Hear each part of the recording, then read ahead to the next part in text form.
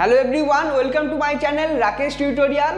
আজ আমি একাদশ শ্রেণীর সেকেন্ড সেমিস্টারের পরিবেশবিদ্যা অর্থাৎ ইভিএসের question pattern, syllabus, marks division এবং সংসদ নমুনা যে প্রশ্ন দেওয়া হয়েছে তোমাদেরকে সেই সমস্ত বিষয় নিয়ে আলোচনা করব।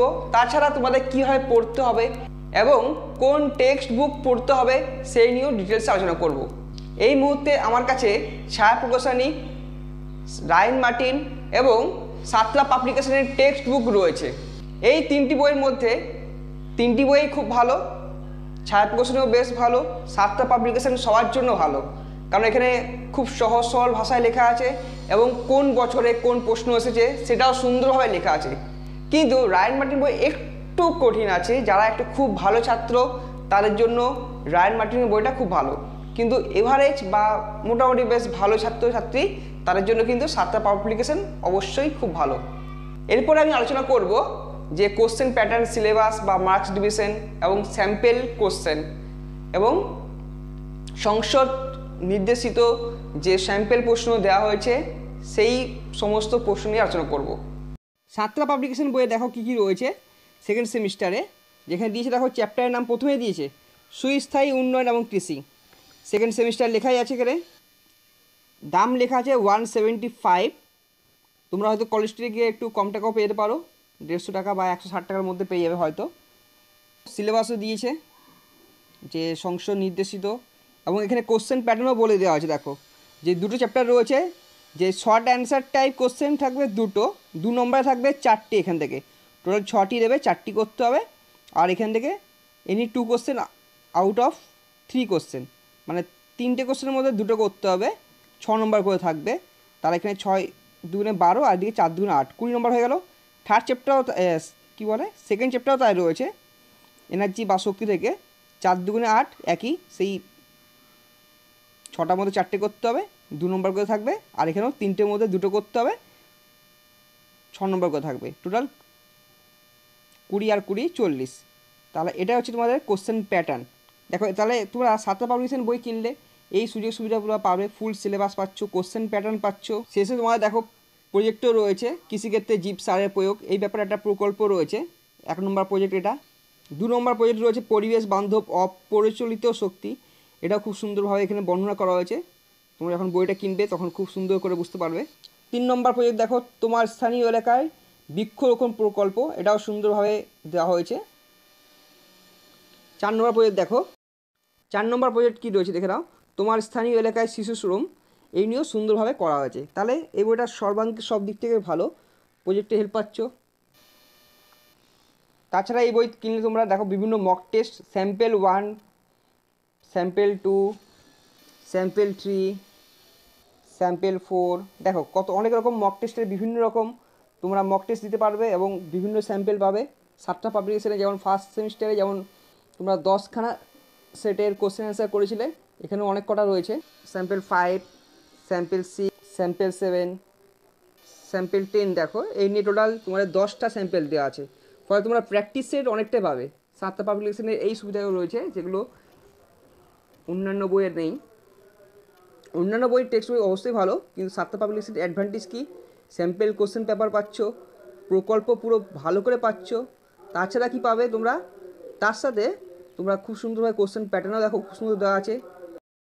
প্রথমে কী রয়েছে দেখো, যে ইন্ট্রোডাকশন সূচনা, concept of environment and sustainable development, concept of sustainable consumption, need of sustainable development for improving quality of life for the present and future, concept of sustainable agriculture।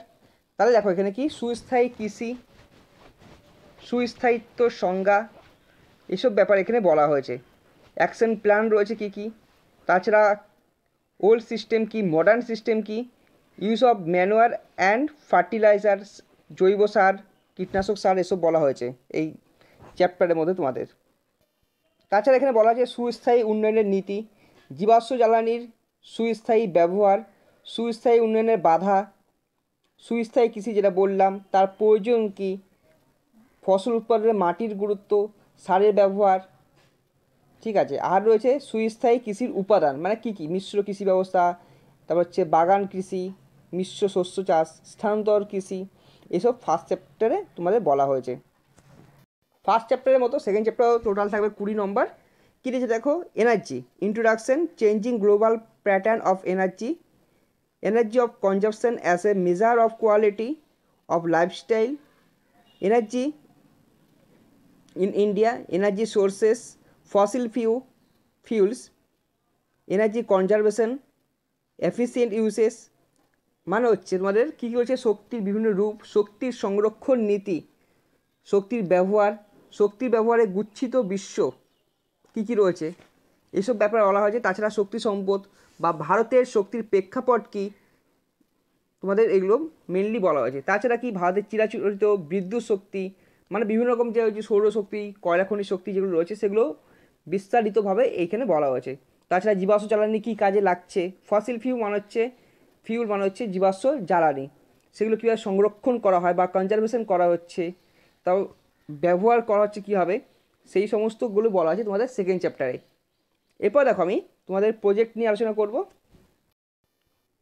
Project তো বললাম যে সাঁতার পাবলিকেশন বইয়ে কী কী রয়েছে সেগুলো এই প্রজেক্টের অংশ। তোমাদের যে লাস্টের দিক থেকে যদি ধরো যে শিশু শ্রম, তারপর হচ্ছে যে মানে ছোটোবেলায় যে বিয়ে হয়ে যাচ্ছে বা শিশু শ্রম হচ্ছে, বা পড়াশোনা বাচ্চাদের ক্ষেত্রে কি তোমার এলাকায় সেসব নিয়ে একটা প্রজেক্ট করতে পারো, বা বৃক্ষরোপণ হচ্ছে সেই নিয়ে একটা প্রজেক্ট করতে পারো, বা ইকো ফ্রেন্ডলি বা পরিবেশ বান্ধব যে শক্তি রয়েছে সেগুলো নিয়ে একটা প্রজেক্ট করতে পারো। Application of bio fertiliser in agriculture, মানে হচ্ছে যে তোমাদের জৈব সারে কৃষিক্ষেত্রে প্রয়োগ বা ব্যবহার, সেই নিয়েও একটা করতে পারো। টোটাল থাকবে 10 নম্বর প্রজেক্টে, টিউটোরিয়াল থাকবে 5 আর রেমিডিয়াল থাকবে 5। ফলে খুব গুরুত্ব সহকারে তোমাদের স্কুলের স্যারদের ম্যামদের কথা শুনবে, তাহলে প্রজেক্টে কিন্তু ফুল মার্কস পাবে, 20-তে 20। টোটাল তোমাদের সেকেন্ড সেমিস্টারে 40 নম্বরের পরীক্ষা হবে, তো 90 মিনিট টাইম, মানে 1.5 ঘন্টা। ফার্স্টে দেখো 4টি বলেছে, 2 নম্বর করে থাকবে, মোট 6টি কোশ্চেন থাকবে। নিম্নলিখিত প্রশ্নগুলির সংক্ষিপ্ত উত্তর দাও, যে কোনো 4টি। 1 নম্বর কোশ্চেন দেখো, সুস্থায়ী সমাজ কিভাবে সুস্থায়ী উন্নয়নে সাহায্য করে? 2, সুস্থায়ী উন্নয়ন বলতে কী বোঝো? 3, কত সালে কোন কমিশন দ্বারা আমাদের সাধারণ ভবিষ্যৎ প্রকাশিত হয়েছিল? 4, সুস্থায়ী কৃষির প্রয়োজনীয়তা সংক্ষেপে লেখো। 5, উৎপত্তি অনুযায়ী মাটি কয় প্রকার ও কী কী? 6, শস্য পর্যায় ও ঝুম চাষ কী?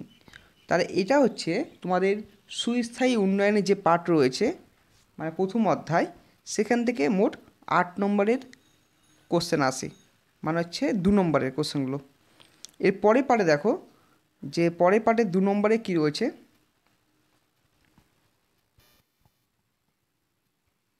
এখানে মোট 6টি কোশ্চেন থাকবে। সেমভাবে নিম্নলিখিত প্রশ্নগুলির সংক্ষিপ্ত উত্তর দাও, যে কোনো 4টি। ফার্স্ট কোশ্চেন দেখো, ওটিইসি এর পুরো নাম লেখো ও এর প্রয়োজনীয়তা লেখো। 2, জীবাশ্ম জ্বালানি কী, উদাহরণ দাও। 3, চিপকো আন্দোলন কী, এর একজন নেতার নাম লেখো। 4, অপ্রচলিত শক্তি হিসাবে সৌরশক্তি কেন গুরুত্বপূর্ণ? 5, IREDA এর পুরো নাম কী, শক্তি উৎপাদনে এর ভূমিকা লেখো। 6, সবচেয়ে নিম্নমানের ও উন্নত মানের কয়লার নাম লেখো। এটা কিন্তু তোমাদের কার্বনের শতকরা পরিমাণ হিসেবে লিখতে হবে, মানে কত পরিমাণে কার্বন রয়েছে সেটাও কিন্তু পাশেই যদি তোমরা প্যাকেট করে লিখে দাও তাহলে খুব ভালো হয়। তাহলে এটা হচ্ছে দ্বিতীয় অধ্যায় থেকে শর্ট কোশ্চেন, মানে 2 মার্কস।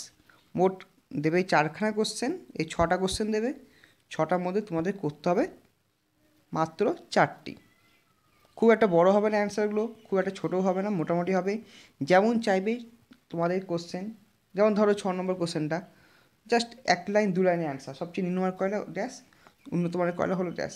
কিন্তু জীবাশ্ম জ্বালানি কী, উদাহরণ দাও, একটু বড় হবে, ফলে একটু ভেবেচিন্তে তোমাদের অ্যান্সারগুলো লিখতে হবে।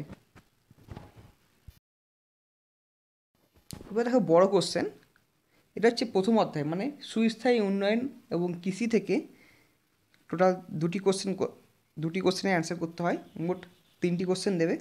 ফার্স্ট কোশ্চেন দেখো, বর্তমান ও ভবিষ্যৎ জীবনযাত্রার মান উন্নয়নে সুস্থায়ী উন্নয়নের প্রয়োজনীয়তা সংক্ষেপে লেখো। 2. সুস্থায়ী কৃষির কর্মপরিকল্পনাগুলি লেখো। 3. সুস্থায়ী কৃষির কর্মপরিকল্পনাগুলি লেখো। সুসংহত কীটপোকা নিয়ন্ত্রণ বলতে কী বোঝো?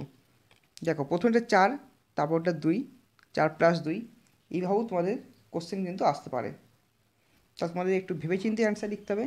আর এই অ্যান্সারগুলো আমি চেষ্টা করব তোমাদেরকে লিখিয়ে দেওয়ার জন্য। তোমরা অনেকে বলেছিলে যে লিখলে খুব সুবিধা হয়। আমি চেষ্টা করব তোমার জন্য সব কোশ্চেনের অ্যান্সারগুলো লেখার জন্য, বিশেষ করে মডেল কোশ্চেনের অ্যান্সারগুলো আগে লেখাবো। এরপর আমি দ্বিতীয় অধ্যায় নিয়ে আলোচনা করব।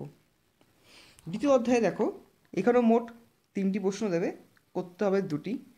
ফার্স্ট কোশ্চেন দেখো, শক্তি উৎস হিসাবে প্রাকৃতিক গ্যাস ও জলবিদ্যুতের প্রয়োজনীয়তা বর্ণনা করো। 2. বিভিন্ন অপরিচালিত শক্তিগুলির সংক্ষিপ্ত বর্ণনা করো। 3.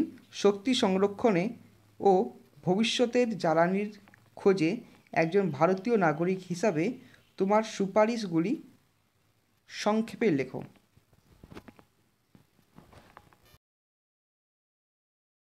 তাহলে এই ছিল আমাদের আলোচনা। দেখা হচ্ছে নেক্সট ভিডিওয়ে নতুন কিছু টপিক নিয়ে। আর যদি তোমাদের কোনো অসুবিধা হয় তাহলে অতি অবশ্যই কমেন্ট করে জানাবে। আর বন্ধুদের মধ্যে প্রচুর পরিমাণে শেয়ার করো, যাতে আমি ভিডিও বানাতে আরও বেশি করে মোটিভেট পাই। এবং যদি কোনো অসুবিধা হয় তাহলে অতি অবশ্যই কমেন্ট করে জানাও। তাহলে দেখা হচ্ছে নেক্সট ভিডিওয় নতুন কিছু টপিক নিয়ে।